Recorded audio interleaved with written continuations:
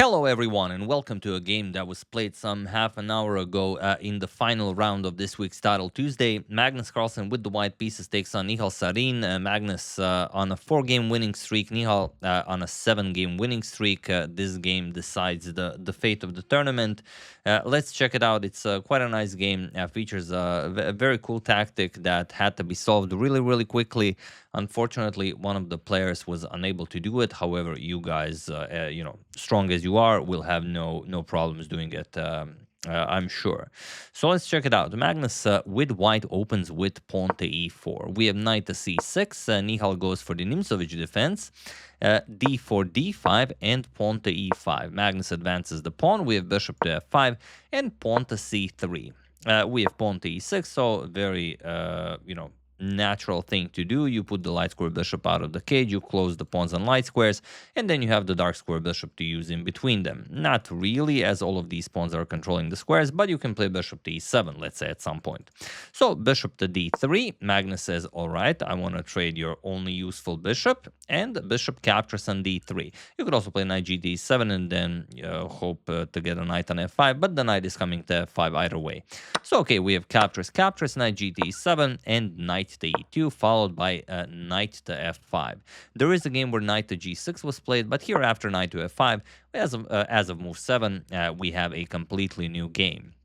Okay, knight to g3, putting pressure on the knight on f5 and pawn to g6. The idea being that if you capture, of course, Nihal wants to capture with the g pawn and then have the g file for his rook.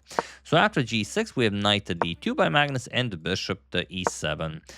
We have knight to f3, pawn to h5, and knight captures on f5. G captures on f5, and pawn to h4. Nicely defended by the rook and by the knight, and at some point, bishop g5 or knight to g5 will be an idea. We have rook to g8, bishop to g5. Seems like an odd move, but for example, if captures, you can't really capture even though only the knight is defending if you're not ready to give up the exchange. So queen to d7 and pawn to g3. Magnus nicely consolidates as well as does Nihal. He goes castles queenside and Magnus immediately strikes with pawn to b4. He perhaps learned his lesson, perhaps not. As you know, the famous game that happened a couple of days ago, Magnus advanced the pawn to b4, but luckily in that game, or rather unluckily for him, the king was on the king side. Here the king is on the queen side, so b4 definitely makes sense. We have king to b8 and pawn to a4, preparing a5, b5, and okay, you want to open up the black king's position. Rook d to f8, preparing pawn to f6, and here Magnus plays king to f1. Yes, this is online chess, and king f1 certainly does look like a mouse slip, but if you go castles kingside, which looks a lot more natural, then pawn to f6 looks much scarier. With the king being on g1. So king to f1 is actually the top move recommended by the engine. This is what Magnus plays. We have pawn to f6, captures on f6, and now just rook to e1. As this is a backwards pawn, it could be weak, so it makes sense to have a rook on e1. Bishop captures on g5 and h captures on g5. You could also capture with the knight, but this way you are forcing black to choose whether or not to give up that h5 pawn. And you could play rook to h8, but then you just play b5, and black really doesn't have anything here.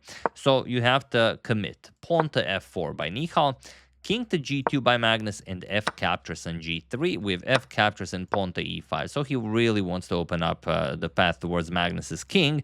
Magnus plays knight captures on e5. You could also play d captures as your pawn is nicely defended, but then the knight comes to d8 to e6, and the knight will be a very, very strong piece there. So after e5, knight captures on e5 by Magnus. We have knight captures on e5 and the rook captures on e5, followed by queen captures on a4, and Magnus goes rook captures on h5. And you have this position where Magnus is up a pawn. His king, however, a bit more reachable, if you will. We have queen to a1, and now what can Magnus play? Well, he should either advance the pawn to b5, or play rook f5, or first pawn to b5 and then rook to f5, or for a rook trade. As he does have a passed g pawn, so he wants not as much material on the board. But he played rook to h1. He attacked Nihal's queen, and now queen a2 check. We have rook to e2, and now comes queen to a4. We have pawn to g6, where it is nicely defended by the queen, and queen to c6. Putting pressure on the pawn once again. Rook h to e1. And the question is, can you capture this pawn? Well, certainly you can, but if queen captures, then you're just going to play queen captures, and after rook captures, just nicely checkmate the black king. Captures, captures, and captures. So after rook h to e1, queen to f6, of course it cannot be captured just yet, but you are kind of preventing any rook lifts, because queen f2 could be deadly. But that is exactly what Magnus does. He plays pawn to b5, and after pawn to b6, he plays rook to e7. Now, what you should do here, and rook to e7 is nice, but not right away. What you should do here is play king h3. It looks insane because, I mean, look at this. Point is that if you play queen captures on g6, then okay, we go into an endgame, captures, captures. Now, okay, there's some breathing room for the king, so it's not checkmate, but after the king comes here, okay, rook e7, and you start pushing the g pawn up the board. So that's one option. The other option after king to h3 is to go rook to h8, which seems like a great idea, but then king g4, and there's really no way of reaching that white king. White king is actually perfectly safe on g4. There's no queen h4, the pawn is covering that, the queen is covering f5 and g6. So the white king is extremely safe here, incredible as it is. But after b6, Magnus played the instant rook to e7, and he missed one particular move set from Nihal. It's not easy to spot right away, so have at it. Feel free to pause the video and try to find the only winning series of moves for Nihal while I give you a couple of seconds.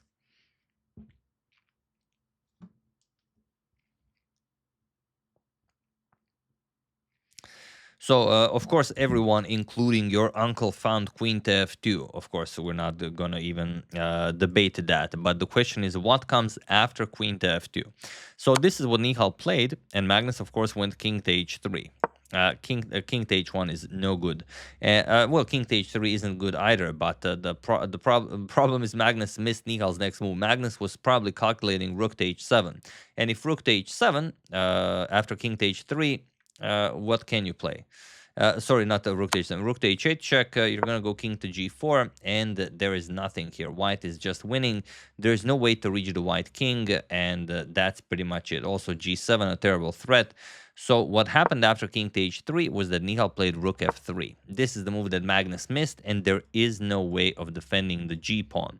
There is no rook to g1. There's nothing. You just can't defend the g3 pawn, and that's pretty much it. Magnus, of course, still finds a way to make it interesting. Rook e8 check, rook captures with check. King to b7, and now he plays queen captures on f3. He does have a rook and a passed pawn, so maybe he can do something with it. Queen captures on f3, but now the problem is if you play g7, then queen h5 check picks up the rook. So, of course, that's not happening. King to h4 was played. Queen to f5, just going after the pawn, and again, there's no defending it. g7 now, just queen h7 check, and then you pick it up, and then, not much for white here. So after queen f5, Magnus goes rook to e5, attacks the queen, gives up the pawn, and starts advancing the g pawn, but Nihal just plays pawn to c6, and again, not much to be done here. We have rook e7 check, king to b8, and now you cannot capture, because if you capture queen f6 check, will pick up the rook on e7. So pawn to g5 was played, but now Nihal just captures on b5. And that's it. Magnus played one more move, king to g4. Nihal played pawn to a5, signaling that he will now just advance this pawn, get a new queen, and checkmate Magnus's king without any real problems. So, very nicely done by Nihal, this being his 8th victory in a row. And these are the standings of this week's Title Tuesday. So Nihal wins with 10 points. Magnus, as you can see, finishes on 9. Had he won, it would have been 10 for Magnus, and he would have won the event. But not today, says Nihal Sarin. Second and third, sort of shared second, but both Alreza and Hikaru with 9.5. Magnus, Frederick Svane, Parham Maksulu, Javokri Sindarov, Jeffrey Shong, Hans Niemann with 9 points, and then we didn't have Vincent Keimer, Sergei Zhigalko, Dmitry Andreikin, Hao Shu, Patrick Cheslak, Alexander Donchenko, Valentin Dragnev, Denis Lazovic, and so on, and so on. yeah, Nihal absolutely crushed everyone, and yeah, thought I'd show a game from this event. As usual, if you have a game that you really enjoyed or that your uncle played but was really good, always you can use that hashtag suggestion. And if you want a nice game, we might show it. You never know. So yeah, big congratulations to Nihal on winning Title Tuesday. It's been a while since we've seen Nihal. You guys are always like, "Where is Nihal? Where is Nihal?" He's here. You know, he just won a very nice tournament. So yeah, I hope you enjoyed it. I would like to thank James Anderson, Nikola Nenad Stankovic, Eric Vasquez, Tomas Pasternak, and Alan Charbanel for your contribution to my channel. Thank you a lot. I really appreciate it. As usual, you can check 2 of my previous videos here. Thank you all for watching, and I will see you soon, continuing to check up on your wonderful suggestions and whatever else happens in the chess world. Thank you all. I will see you soon, and have an excellent rest of your day.